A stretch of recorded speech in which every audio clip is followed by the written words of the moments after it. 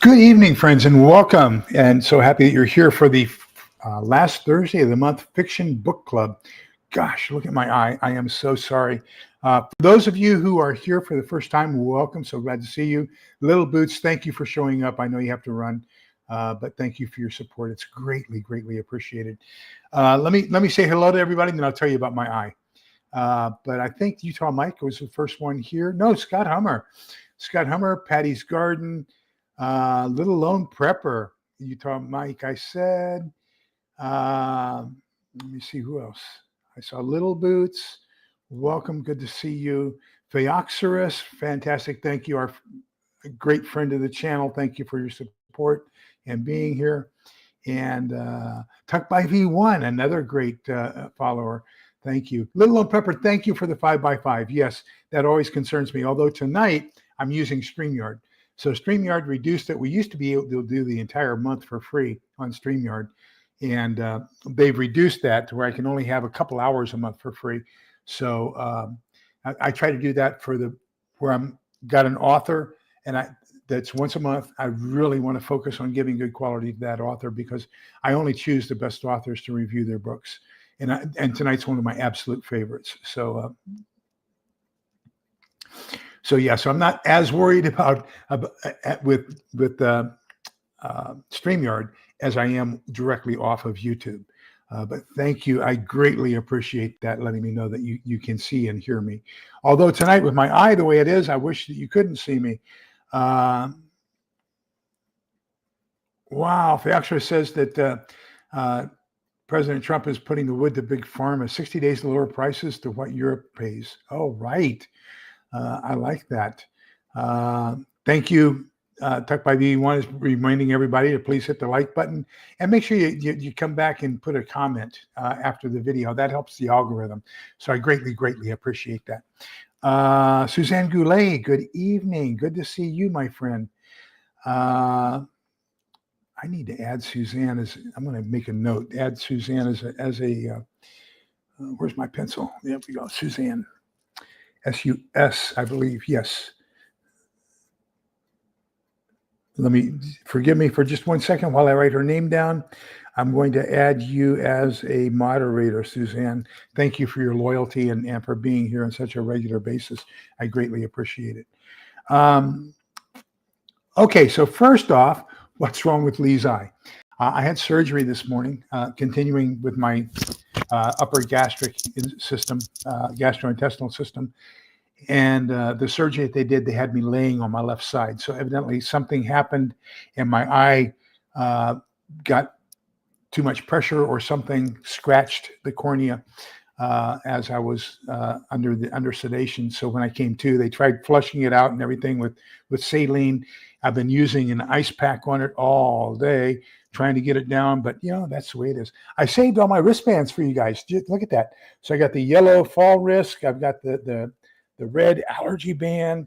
I've got the white, this is who I really am band. And I've got the blue, this guy may need help with oxygen. So, but that's, at least look at that. There's red, white, and blue. That's kind of patriotic. I like that. Little Utah Mike. No, let me tell you something. So Helen had a real bad car wreck about, 6 years ago, July 1st of 2019. And she was in critical condition for about 3 weeks. But she had several broken bones, traumatic brain injury, all kinds of different stuff. It took her 2 years before she'd ride in a car with her eyes open, let alone say that she wanted to drive again. So she is now driving, although she'll drive on the toll road, but she will not drive on Interstate 35. So the surgery was at Dell Seton UT. Used to be Brackenridge Hospital, the county level, the Travis County, the metropolitan area level 1 trauma center. And so then Dell gave the money to turn it into UT Medical Center when UT Medical Center got flooded as a result of the hurricane on Galveston Island. That's where UT Medical Center used to be. So now it's all concentrated at UT Austin. So they closed down Brackenridge, went with Seton. And so Seton and UT co-manage the level 1 trauma center for the greater 5-county area. And that is also the medical school for UT as well as Texas A&M. So both of them use that hospital for their students. And so Helen driving to downtown Austin never would have happened before. But this is the second surgery that she has had to drive me home from surgery because of the effects of anesthesia. She did a good job. So I'm very, very happy that things are getting better for her and things are looking up. So really appreciate that. Listen, great news. I've got the wheel off to the side so I can call it up on our presentation here later on this evening. We're going to do a random drawing. One of the people who leaves a comment in the comments this evening, and we're just going to do somebody who does a comment is the only requirement. But as long as you are here and leave a comment, of course, the more comments you leave in chat, the greater your chances. We have done another series of Franklin Horton's, and that was a 7-book series. And now we're doing his first series, which is a 4-book series called Locker 9. And we're going to go through all 4 books of Locker 9. In book 3, he introduces a new character called Mad Mick. And in Mad Mick, offshoots to a 3rd series of books. So, but I'm not so sure we're going to do Mad Mick yet. I really like this. This one has so much good prepper information in it in a fictionalized way that is just unbelievable. So I definitely want to do this one. This is one of my absolute favorite books, not just series. This book is one of my favorites. And I saw some comments on a couple of Facebook posts where I was telling people we're going to do this evening, that they agreed. This is their favorite book. This is their favorite series. So I will tell you that there are a couple others, who are rapidly approaching Franklin Horton's capabilities and his storylines. One of those is John Grammer out of Salt Lake City. Really like his stuff. He's been on with us now 3 times. Of course, you can't beat William Forstchen. You can't beat Chris Weatherman, who goes by the pen name Angry American. And his website or his YouTube channel is Angry American. So you can follow him there too. But let's get into this phenomenal book. This is, look at all the tabs, all the highlights, just books, tabs. Some of those aren't showing up because they're yellow, but that's the way it is. Let's go through the characters. And then I want to give you a synopsis. So I'm going through my notes, characters and synopsis, and then we'll talk about the storyline a little bit. Have I missed anybody else? Has anybody joined us? Oh, Laura Mannion, good evening. Welcome. Good to see you. I think I said Patty's Garden, but if I didn't, Patty's Garden, welcome. Good to see you. But of course, the hero is Grace Hardwick, and volume 2 is Grace Under Fire. So now you know where that name comes from. She's in her freshman year at Ole Miss in Oxford, Mississippi. Terrorists. The first 6 chapters, I think, of the book are focusing on how the terrorists plan and execute their attack on the U.S. So all of a sudden, there's pandemonium. The grid goes down. Grace is able to get a hold of her father, who lives in Damascus, Virginia, and he says, "Go to the locker. Go." He has rented a one of those private storage lockers. He says, "Go to the locker, and everything will be explained to you there."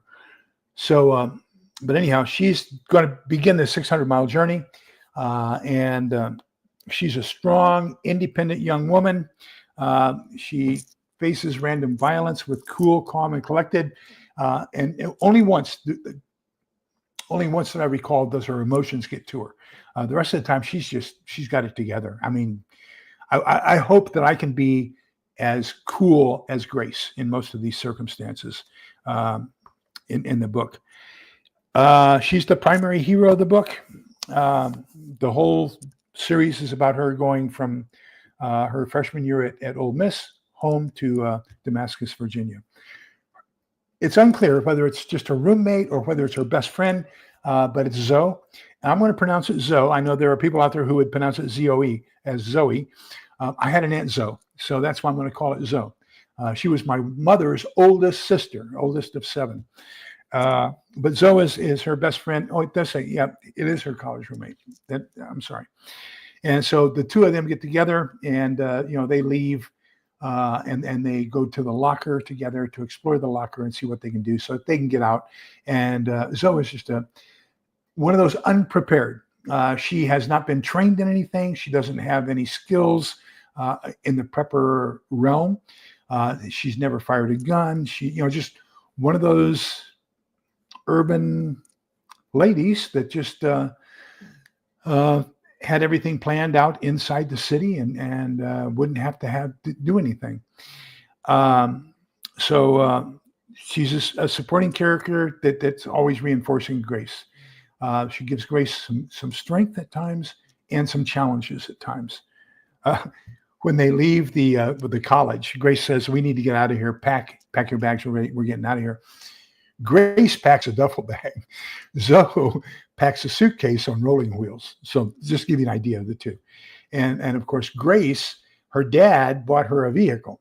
Well, he bought her a Chevy 1500 diesel, 3/4 ton, and put a push bar on the front. One of those typical cowboy type of rigs with the oversized tires, 4-wheel drive, the whole bit. So Grace is kind of seen on campus as kind of the redneck type girl, and of course Zoe's kind of taking a look at that. Another prime character, he gets introduced probably about chapter 48, maybe. We get to see a little bit of him in the last 2 chapters of the book, other than the fact that he is indirectly shown as the person who has been training Grace, taking her to the rifle range, teaching her how to shoot, teaching her how to ride a horse, teaching her all these different things. And then, of course, he is the protagonist who basically comes up with the evacuation plan, all the evacuation tools and everything else, rents this storage locker, and then has it all prepared, along with detailed instructions on how Grace is going to get out of there. We can get into one of the bad guys in the story. His name is Ray. He is a gamer. One of those zombie type gamers online, shoot 'em ups and everything else. And he applies a lot of his gaming theory online to what he's doing in the post-apocalyptic world, or the post-grid down world, whichever you want to call it. And he becomes a bad guy. So he's not a good guy. He kind of like Grand Theft Auto, that doesn't have a focus, just wants to be a big guy, wants to be important, wants to take care of everybody else, one of the first people that Grace and Zoe come across is a lady by the name of Sonia Brady. And she is a prearranged stopping point along the route that Robert has planned for his daughter Grace. So he's given her a map. He has it up on the inside wallboard of the storage locker. He has another duplicate. I am imagining, it says he has a duplicate available with the other instructions. My mind, what I'm seeing is a 3-ring binder full of all kinds of instructions on maps and who to contact and things like that. But anyhow, she's a very strong lady. She lives with her son Tom, and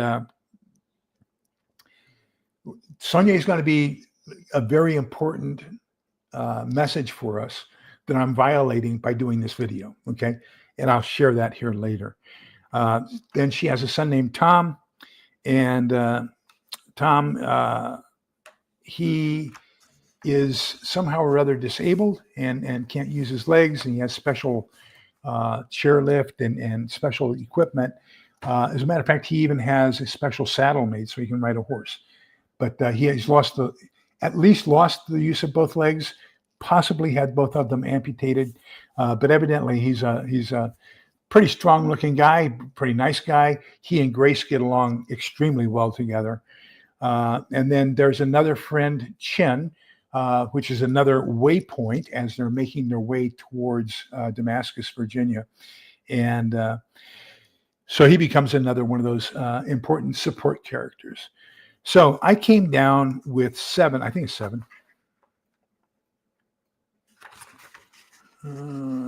8, 9.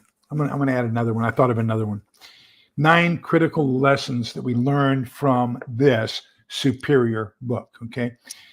Number 1, do your planning and training now. One of the big advantages is that Grace, and you have to compare Grace and Zoe here. Grace has all this training, first aid training, rifle training, how to read a map and compass, and all this good training that her father has given her, and Zoe has nothing. Okay, so you can compare the outcomes of the two, and so you want to make sure that you get as much training and have as much planning as possible before you go. One thing that hit my head here just recently is if we're going to go, if we have kind of a controlled grid down and we have an opportunity to go shopping before the masses hit the big box centers, I want to come up with a 3-ring binder, and I want to give pictures and aisles of exactly where I want Helen to go for one store while I go to a different store to get the last minute stuff, so we can be prepared. Number 2, second lesson, Locker 9 itself. Strategically pre-position your supplies. So it would have done no good whatsoever to have all those supplies in Ole Miss in a dorm room. Okay. So hello, Triple G, Pete, how are you doing? I hope things are doing better for you up there, and that you didn't have any suffering as a result of the Lampasas River flooding.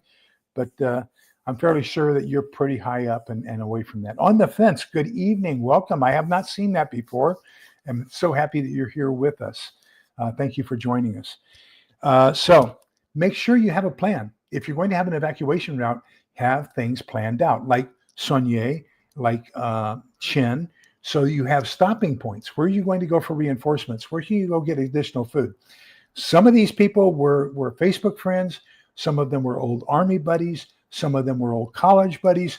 But, think of your contact list. If you have to leave, where can you go that you're going to have friendly support? Okay. Number 3, well, that's combined with number 3, establishing a network of friends, of trusted allies. So, who are the people you can trust? Who are the people you want to avoid? Make sure that you avoid those people and make sure you go to the people you trust. Above everything else, take good care of the people who are going to be taking care of you. So as an example, it's probably in the middle of the book. Sonia has a garden. Grace and Tom go off to a friend's to use the ham radio to try to contact her father. And so instead of just sitting around moping, Mo goes out and helps Sonia in the garden. So she's actually physically working, helping, doing as much as they can.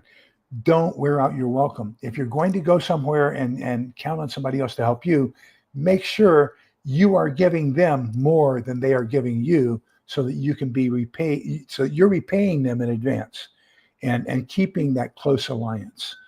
Unknown caller.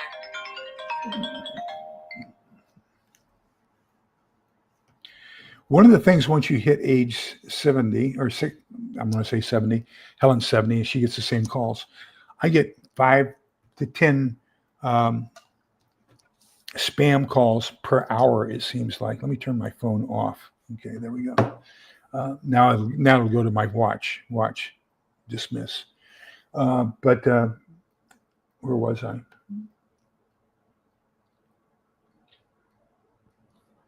Thank you, phone. I forgot where I was going. It all depends. So Theoxorus and Utah Mike, it all depends. It all depends. There are some things that, we might have last minute things where we can go get them. There's some things that we might not. And probably more that we might not. But I would rather have a plan for the 1 or 2 kinds of occurrences where we have the opportunity than to have that opportunity and not have a plan. So, just having a plan is critical. So even if you plan not to go, that's a plan. Okay, so you're thinking it out ahead of time. What are the advantages? And I tell you all this all the time. Everything you do has an advantage and it has a disadvantage. You've got to weigh those. If the advantages outweigh the disadvantages, then go for it. If the disadvantages outweigh the advantages, then hold off. Don't do it. One of the things I don't know is, what will the community be like? So if we start heading out to go to a box store and we see that it looks like Black Friday, I'm not going in. That's all there is to it. I'm going to turn around and come home. So is the gas that you're going to spend going there worth the products that you assume you're going to get to bring back? And there's all kinds of advantage, disadvantage comparisons you've got to worry about. The reason I'm saying get to possibly in the future is right now my budget is limited. However, if SHTF happens and it looks like it's going to, I mean, it is very imminent. It's tomorrow, or let's say that day one of the 3-day terrorist attack happens, and I go tonight, then I can max out my credit card. I'm not going to do that on a normal day. Okay. Mental preparedness and adaptability. I mean, Zoe versus so there's this opposition, and it's not they're friends, okay, best friends, but the way the characters are developed, you see the confidence, you see the skills, you see everything in Grace that you don't see in Zoe. I see Grace as maybe 1% of our population. I see Zoe as 99% of our population. So Grace is going to be one of those natural leaders that's going to be able to gather a group of people and have them survive. Zoe, if she didn't have Grace, would not last too long. Okay. So mental preparedness and adaptability. The tougher you are, the better plans you have, the more you've planned it out, psyched yourself out, the better off you're going to be as far as survivability. So Tech by V1 and I agree. So that's going to be totally situation dependent.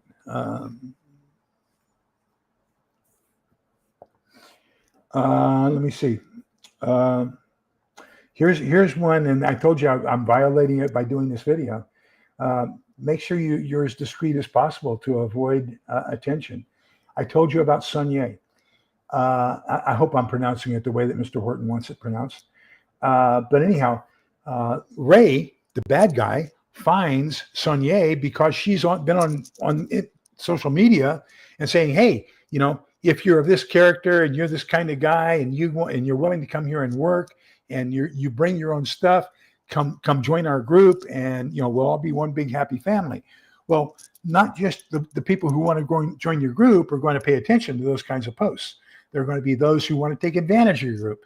And of course, Ray is one of those who wants to take advantage of the group. So by having that posted on social media, by making people aware of the fact that she has something and that she has friends who are coming, then, things are great. And that just gives her away to a bad character. And that does not end up well. I don't want to tell you what happens because I want you to buy and read the book. Mr. Horton deserves all the money he can get for this book. It is a phenomenal book. This and the Blue Dawn. This and Blue Dawn. Who wrote Blue Dawn? Blaine Pardoe. I tell you, I equate Blue Dawn to 1984. It's a 21st century version of 1984. Locker 9 is in a category all of its own, and just phenomenal book. I like the fact that he has shorter chapters too. This thin book has, I believe, 48 chapters, 47, 49 chapters. So the chapters are short, quick, easy reads. Character development is great. There's not so many characters that you can't keep track and remember the specifics about each one. It's just great. Anticipate communication breakdowns. There's the 2 attempts to get a hold of her father via ham radio. So for those of you who, and this is an opportunity for me to share this with you as well. I'm going to harp. Here's my, of course, once on if you could go to QRZ, which is QRZ.com if you're a member, and you can look up anybody's address based on their call sign. Okay. You can also go to the ARRL,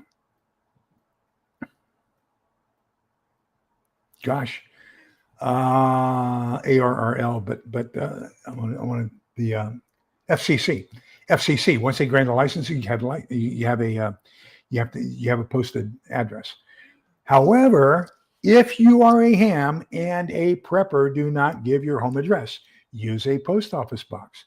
Use a post office box in a different city, and that will misdirect people so that, if they look up your call sign, and my call sign for ham is KJ5HEF.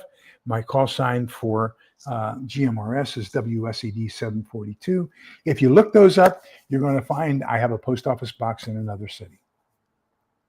So that's one way you can have a little bit of OPSEC, and misdirect people from where you really are.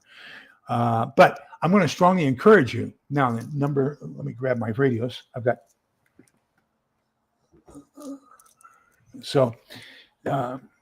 and that's where I keep them. This is my TID radio. This is my 2 meter, 70 centimeter VHF, UHF ham radio. Okay, so most people buy a Baofeng UV5R for this. This is VHF, UHF, very line of sight. The average line of sight, due to the fact I have a longer antenna, is approximately 6 to 8 miles, unless you have an elevated antenna, okay, because these are line of sight. If you're in a wooded area or in a housing area, then that's going to be diminished because a lot of the buildings and trees are going to absorb your radiation, your electromagnetic radiation or your signal. So these are very dependent upon what we call repeaters. This is what is called a duplex radio, okay? So when I turn it on, if I transmit, I'm transmitting on one frequency and I'm receiving on a different frequency. So you have to program both of those in there. I know the box will say it has 999 channels. What that means is you can program in 999 frequencies to transmit and receive on. Here in Williamson County, we have 5 different repeaters that I can use. So that's 5 different channels I've used up in here, along with the Aries channel. And I'm a member of Aries. That's this one here. So that's Amateur Radio Emergency Service. So the Baofeng UV5R is useless unless you program it. You have to know the repeater. Now, if it's a grid down situation, the repeater is going to be down. Then there is one frequency that's assigned where everybody on the Baofeng UV5R, which is the 2 meter, 150 megahertz, and 70 centimeter UHF, 450 megahertz, can use simplex, that is transmit and receive on the same frequency. And that's assigned as an international or a national simplex calling, okay? But these are going to be worthless for long-range communications in a grid-down situation. You're going to get 8 miles out of these. They're just handy walkie-talkies, okay? Now, the same thing with your GMRS. GMRS is kind of like a CB radio, except that it's in the VHF, UHF range, which is from 300 megahertz up to about 450 megahertz. It's FM, whereas CB is AM in between 29 and 30 megahertz. And this is simplex. So it transmits and receives on the same frequency. So just like a CB radio, you turn it to the channel you want to monitor, okay? So the ham that they're talking about in this book is basically my radio room over there. That's my ICOM IC7300. So that transmits between 3 megahertz up to 30 megahertz. There's also a small band at the 50 megahertz area, which is VHF, that I can also transmit in.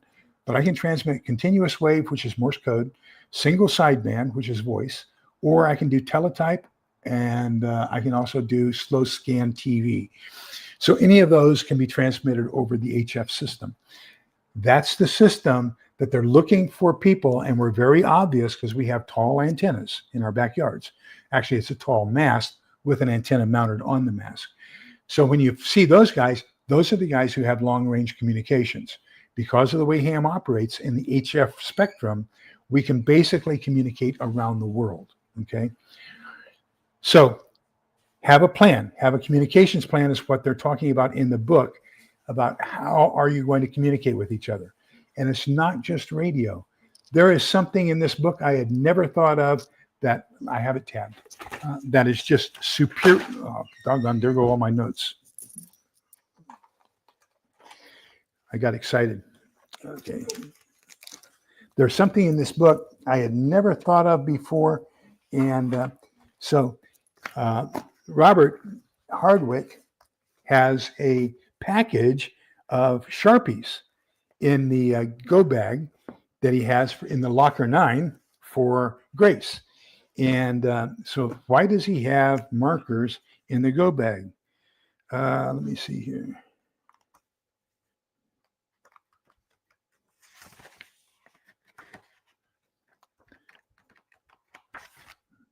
Thought he had it marked here.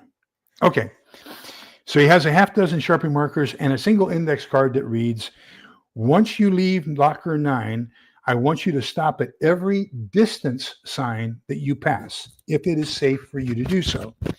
Using one of the markers, write your initials on the back of the sign so that if I have to come looking for you, this will help me trace your path.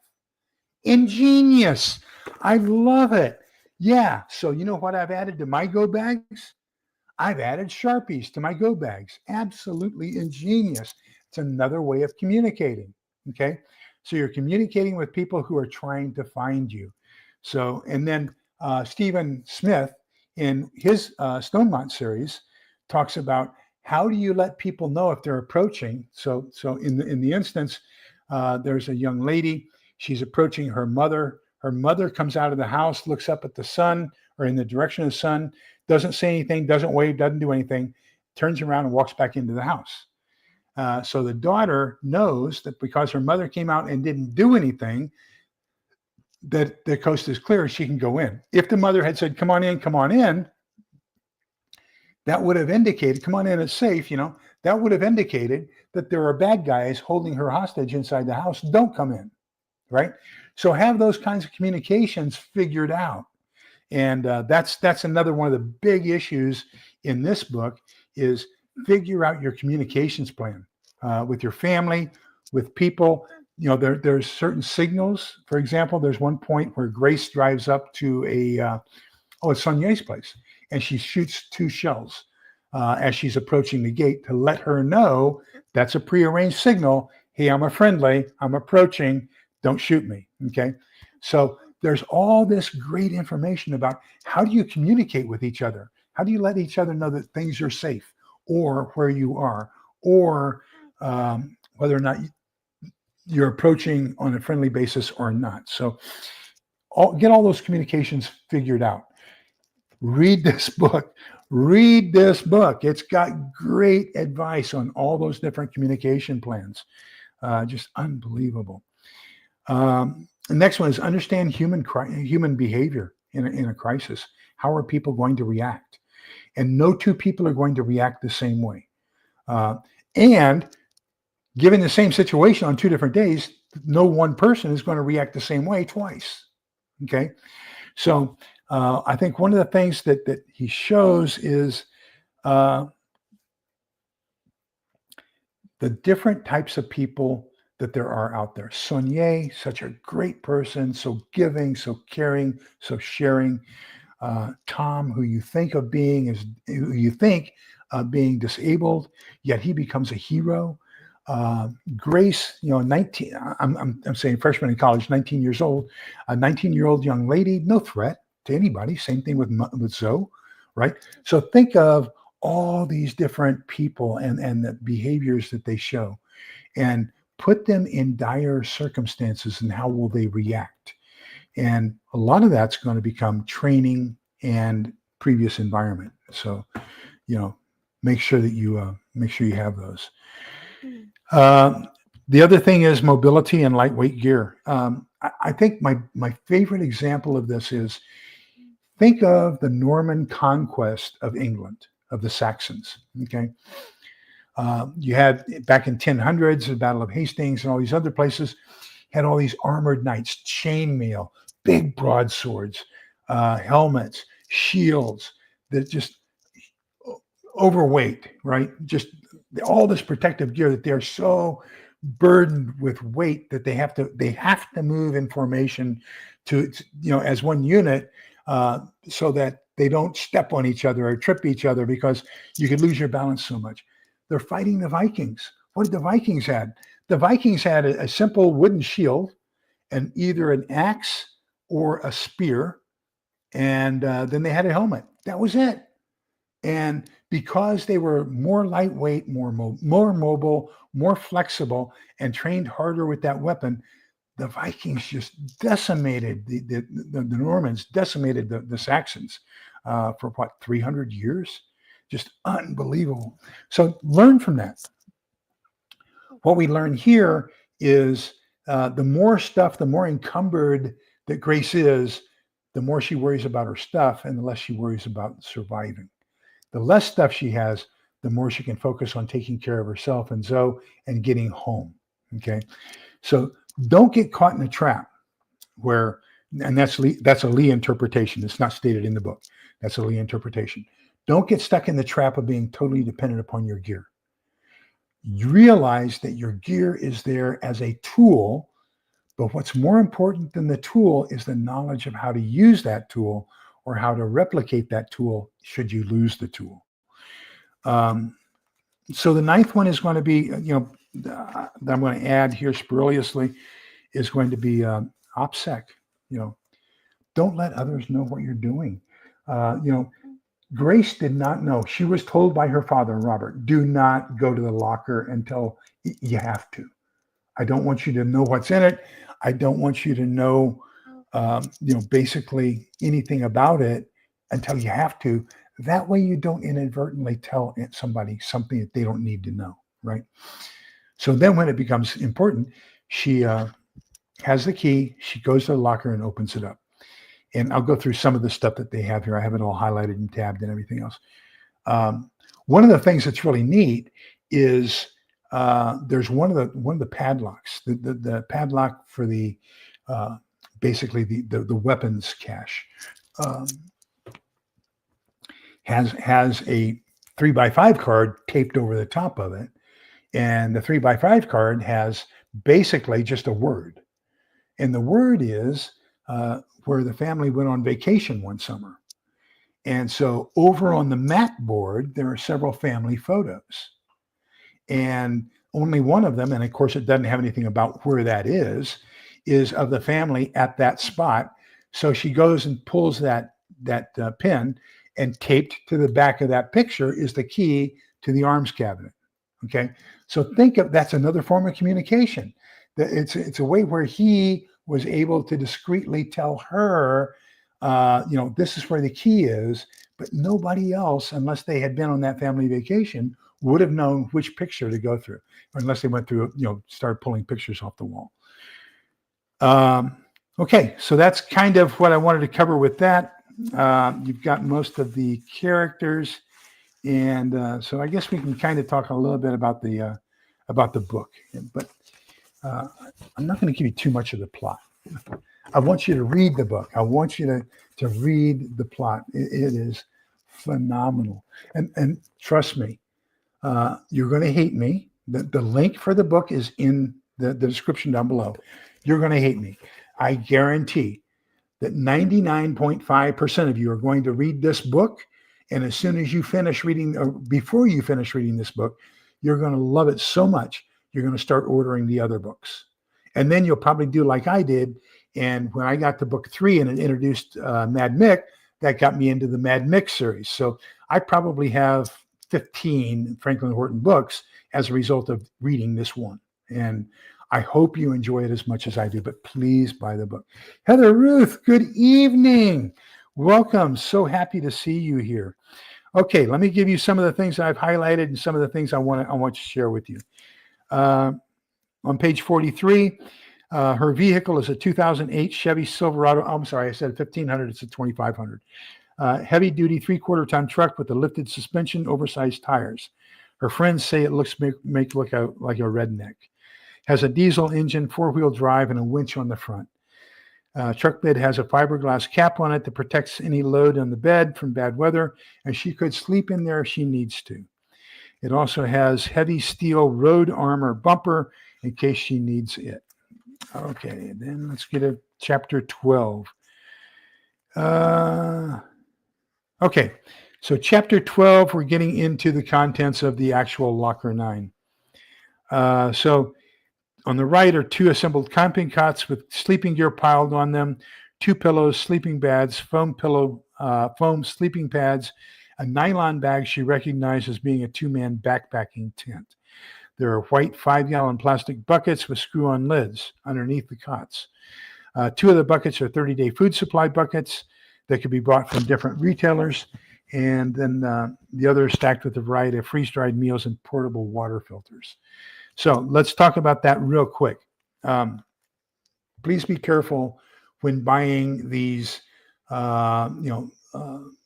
survival kits for 3 days, 7 days, whatever. Take a look at the contents and see if you can't buy that cheaper by yourself.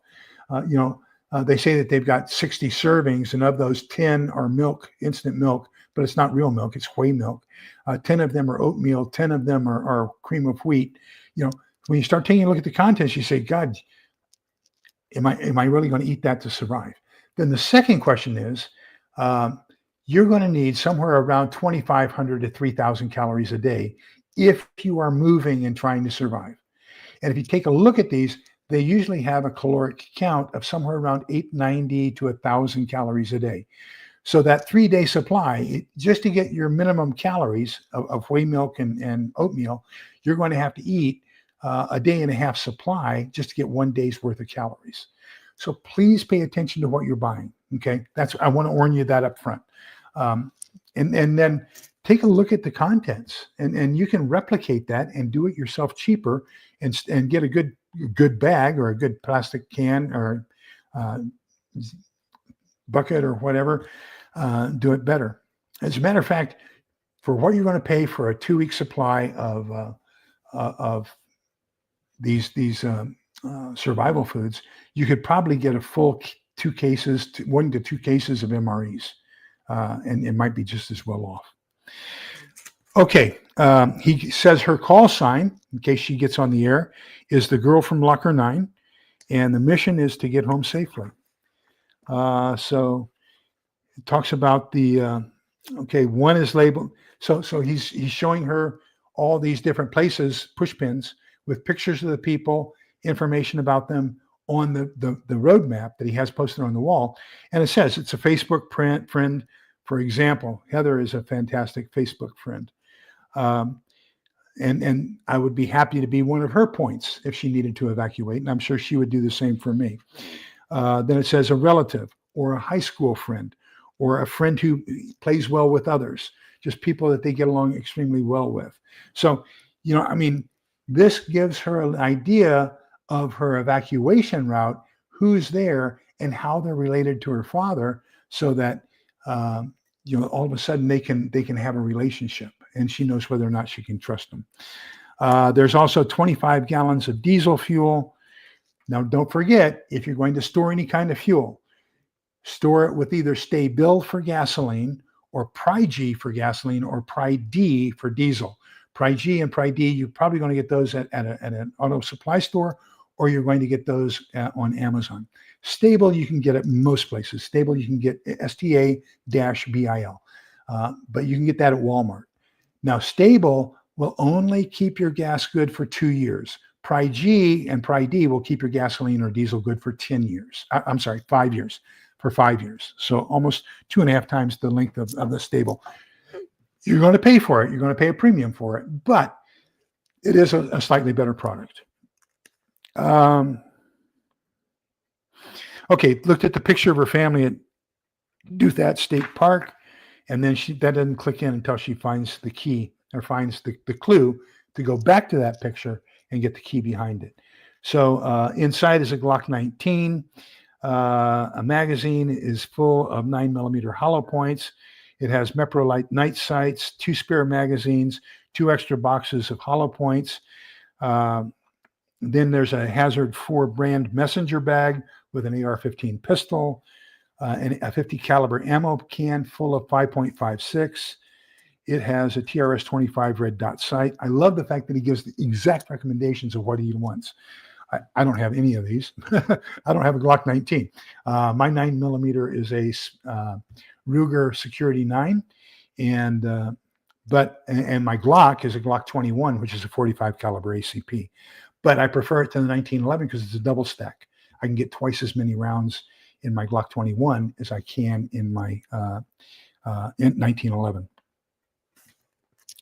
Columbia River and Knife and Tool, CRKT brand neck knife. My neck knife is actually a K-bar. He recommends an Essie Izula knife, which is a very small knife. I have an Essie 6, but Essie is a fantastic company. Then he has a North American Arms mini revolver and 22 Magnum. My 22 pistol is a Ruger LRS, I think is the name on it. A canister stove with cans of fuel and a cook set. I envisioned that as being the jet boil system, but that's my interpretation of that. A Gerber machete and a Schrade camp hatchet. Yeah, I do have a Schrade camp hatchet. Yeah, that's one we have. 2 headlamps, a pack of spare batteries, 2 extremely bright LED flashlights. Let me see. Oh, this is one I've got to check on. I really want to check on this one. I keep forgetting to do it. Recommends having a extreme sports beans, which is a highly caffeinated jelly bean containing electrolytes to replenish your body during periods of high exertion. And then sports gels, like those used by runners and cyclists during long running events, contain caffeine, carbs, electrolytes in a compact package, an entire bag of dark chocolate M&Ms. So don't forget your candies. For those of you who watch my pantry hauls, you'll see that I have if you go back, you got to go back years, because I got Jolly Ranchers and Wintergreen Lifesavers, Butterscotch Lifesavers, and then I moved on to Skittles and I watching Rudy, Alaska Prepper on YouTube. I also have a whole bunch of Snickers bars that I vacuum sealed. So make sure you get plenty of candy, which are going to be high sugar content. It's also great rewards when you want to celebrate somebody and in a stressful situation where they're eating survival foods. If you give them some candy, they're going to love you for life. Okay. So that's a fantastic reward system. Okay. I already shared that one with you about the Sharpies and the roadsides. Let me see here. Green tab here.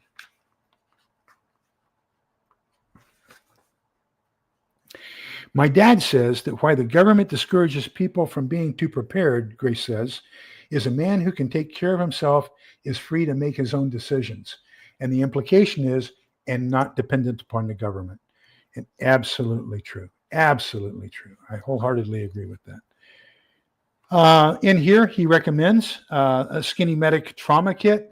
And then there's an instance where Zoe is sitting in the truck, and somebody throws a bottle at them, and the bottle hits the frame of the window, and the window's open.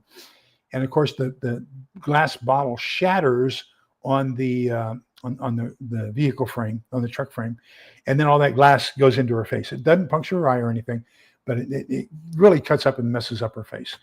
And so now Grace, who has had first aid training, okay, remember first aid training, gets out her first aid kit, and the Dermabond skin adhesive used by physicians is expensive and difficult to obtain. Vet Bond, which is practically the same thing, was relatively easy to get. So she's basically using a medical super glue to shut all these closed. Don't forget, you need to irrigate. So you need to have some pressurized sterile water. So I've got this for a different video I want to make. These, you can get these pretty much free at your doctor's. If you have an ear, nose, and throat specialist or an allergy specialist, they will give you these kits for free with these NeilMed pressurized bottles, so that you can use it to irrigate a wound. So you can put in some sterile water and wash any particles out. Make sure you have some good sterile forceps so you can remove any foreign objects. Make sure if you're going to seal it, make sure you also have some sort of a good topical antibiotic to put on there. So lots of good first aid stuff going on in here too. You're going to learn as you read this book. Let me get to this one here, chapter 34. When you're in the shit, you don't have time to think about it. But when you get home, sometimes you can't stop thinking about it. That's called PTSD, okay? When we are trained to react, okay? And we do certain things, certain ways all the time, so that you don't think, you react. I remember one of the promotion board questions was, What is the only command you can give in the military where somebody stops immediately and it does not take one additional step to execute? So, if you say halt, then that means left foot, right foot, then you stop, right? So that's 2 steps. If you say left face and or column left and you're on your left foot, then you go to your right foot and turn a column left. If it's column right and you're on your left foot, then you have to go 2 steps to go column right. If you say halt, 2 steps, all these different commands. If a soldier's moving, they need 1 or 2 steps in order to stop, and they're going to step on a mine. So the only command in the military that you can give where a soldier stops immediately, they don't take a step, anything, they don't move at all, is gas. When you say gas, that means stop immediately what you're doing and put your gas mask on. So don't take another step. Don't move. Don't handle anything. Now, the equivalent to that is metal on metal contact, 3 rings. So if you go clang, clang, clang on a canteen, metal canteen, or on an engine block on a vehicle, that means gas as well. So that means stop doing what you're doing and put it on. So, there's all these different things that you can learn that are just superior, phenomenal, outstanding. So that's all the secrets I want to share from you from the book. Absolutely must read book. And this will get you into the other 2 series. And just, gosh, what a great writer. So I think with that, let me do a share page, and we're going to do the drawing. So here's how it's going to work. Just if you've made a comment anywhere in the comments over here on the right, you're automatically entered into the drawing. I'm going to put the link as I'm doing this. You will see it live. And I don't know who all's been in here that is entered and everything. I know I've said hi to a bunch of people. So that means you're automatically entered because I saw you to say hi. I'm stretching this out so that, thank you, Jack. So I'm stretching this out so that those of you who have been lurking and haven't entered have an opportunity to enter. So we will do a drawing. You just have to be here once, but the more often you comment, the more entries you have. And what happened is Mr. Horton has told me that once this is over, if you will send an email, if the winner will send an email to coldwarprepper@outlook.com, coldwarprepper@outlook.com. It's on my site. You can find it. Leslie G, welcome. Good to see you. Then he will send you an autographed copy of this book at no charge to you. Okay. So for those of you who are here who want an autographed copy of Locker 9 by Franklin Horton, the author, do me a favor. Make sure you get a comment in here while I'm going over here to get this brought up. So we're going to share screen. Share screen.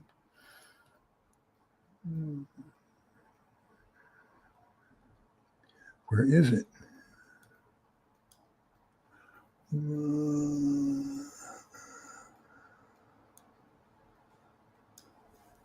Wait a minute, I got to find out where it is. I thought I had it. I had it and I tried it, but then okay, let me go here in history and YouTube random comment picker. There we go. Okay, so now I can come back here. We've got one winner. I've still got.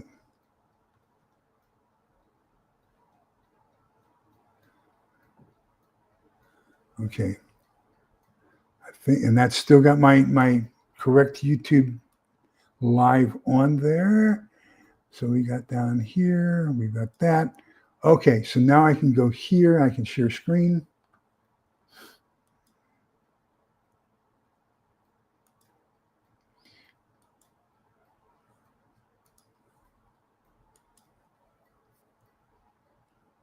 Okay. So there we go. Okay. So now all I have to do is I got to go there for a minute and hit down here, and we're going to get YouTube comments.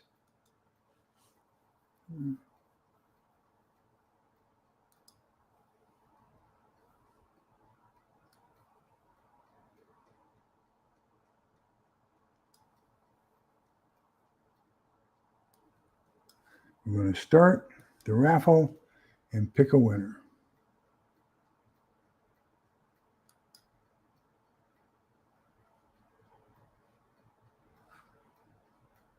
It's not starting. So let me check and see if I've done everything right here. Okay, I've got my video.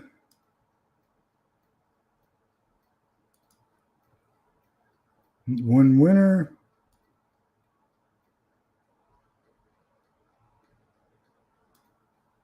And we got 5. And get YouTube comments. Okay, there we go. That activated it.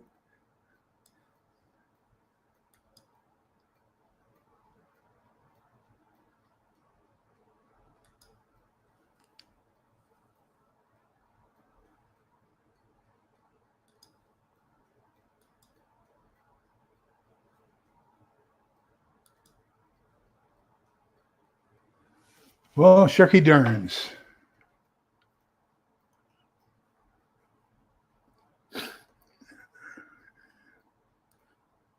I'm going to have to find another comment. Let me go to DuckDuckGo.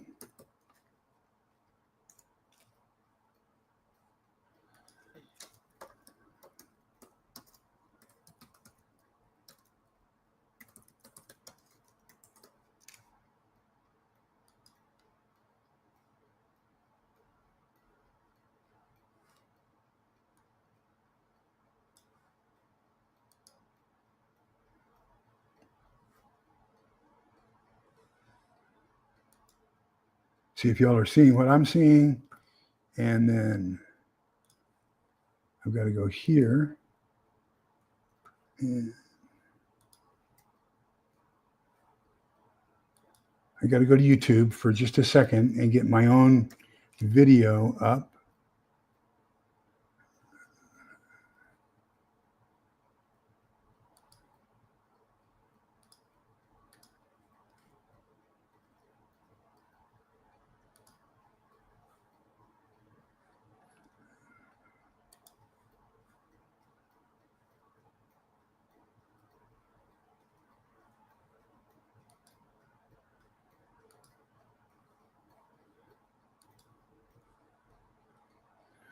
Come on, come on. Thank you. Live. I'm sorry I'm wasting your time. I should have had this tried it before, and I apologized. I didn't do that. Doggone it.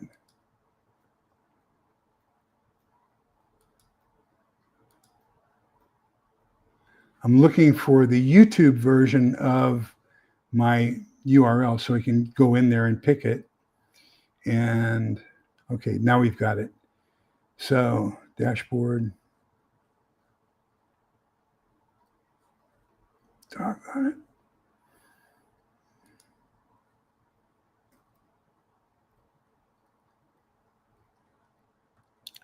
Okay, there we go. Manage videos.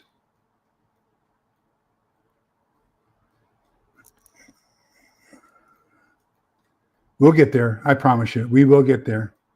Lives.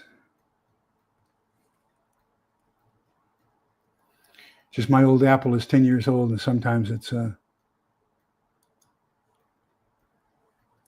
okay, now we got it. We got it. Yay. All right, now I can get it. I'm not going to close that out. Don't want to take the chance. So we're going to go here, paste it there.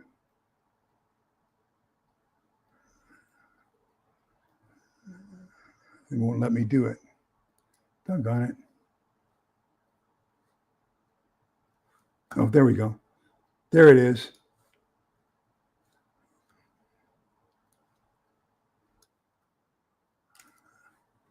Okay.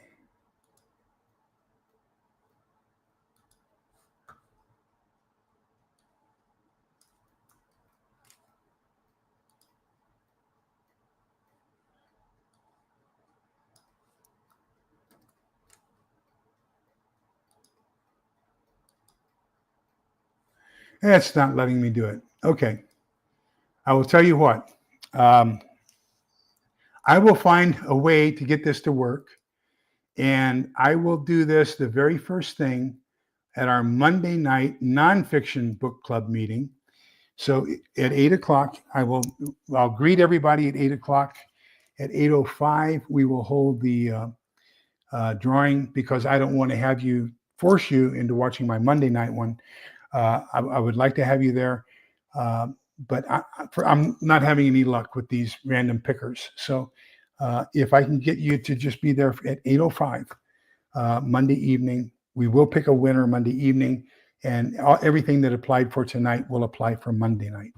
And so I apologize. I am very, very sorry for that. Let me check and see if there's any final comments from everybody, and then we'll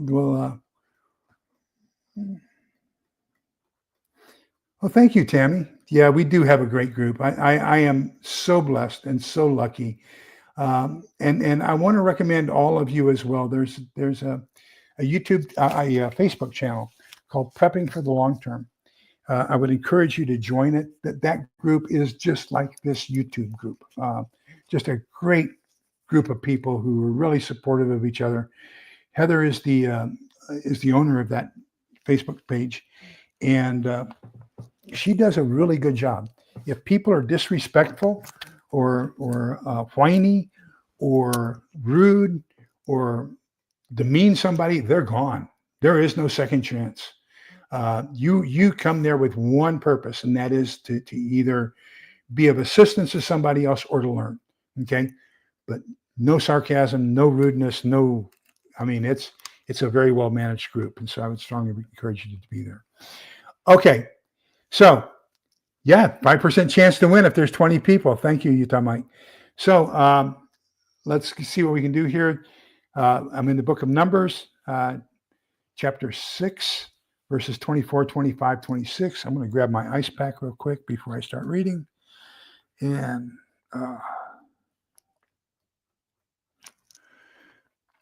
Helen thinks I need to go to the doctor tomorrow if this isn't cleaned up. I can't.